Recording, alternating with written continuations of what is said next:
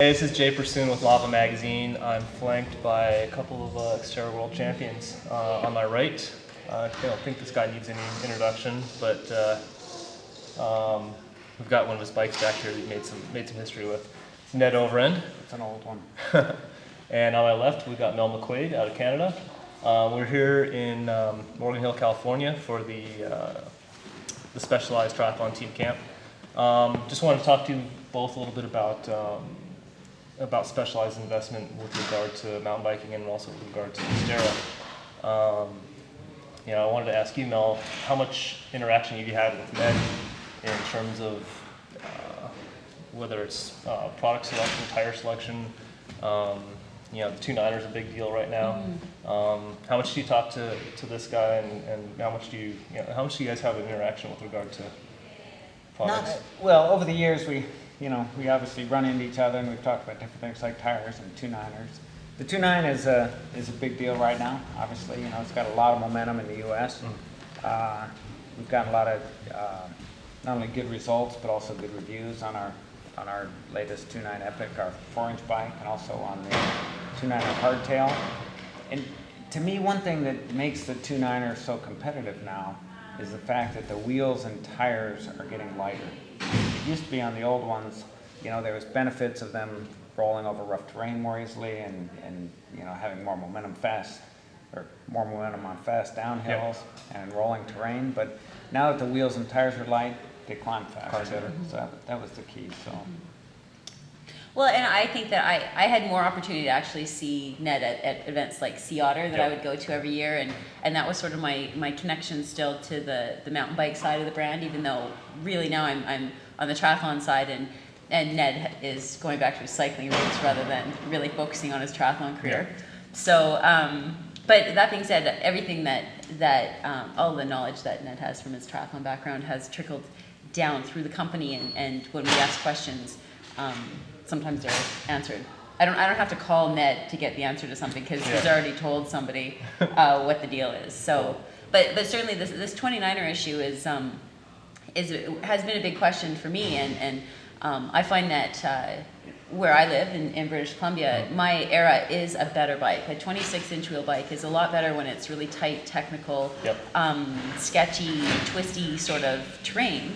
But then a lot of the terrain that we're racing on in Xterra is exactly not that. Yeah. So that's the thing is I think that it's really great that Specialized as a company is starting to assign numbers to where is which bike a better application, and I still feel really confident in the Era as an awesome bike, and I plan to race it this year at some of the Xterras.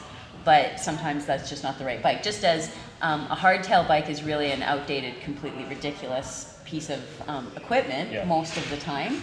But if you were to do a fat tire criterium, which some races end up being on hard packed dirt, I mean that's really the only choice. So it's good that we have, and I'm actually I get the option of all these different bikes if the need arises to ride something that most of the time I wouldn't choose to ride. If I were to go mountain biking, I would love to mountain bike something gnarly on a 6-inch travel bike. Would I ever race that? No, right? But that option is available. Cool.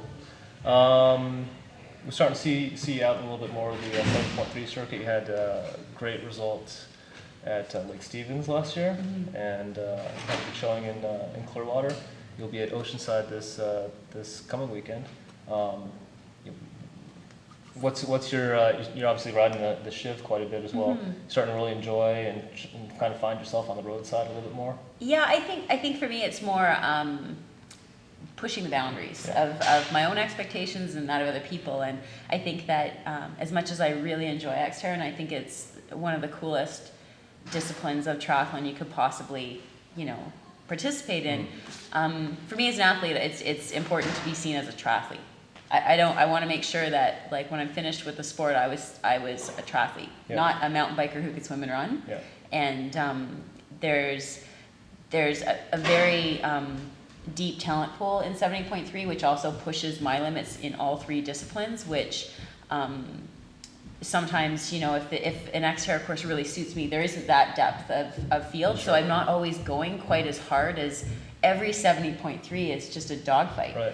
So I think that if I really want to be sharp for Xterra Worlds and get to the level that, you know, an athlete like Julie Dibbins is at, I need to go and race Julie Dibbins more often. Yep.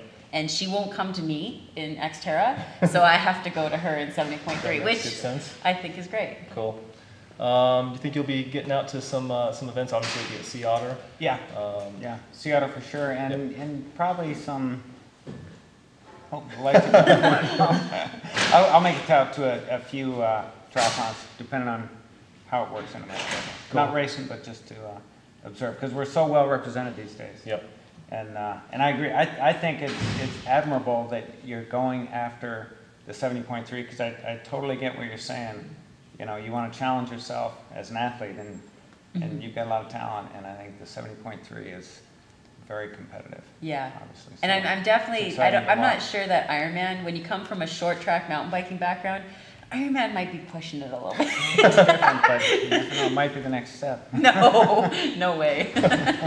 Cool. Cool, guys. Thanks for your time, and Sure. good luck this season. Thank you. And we'll see you around.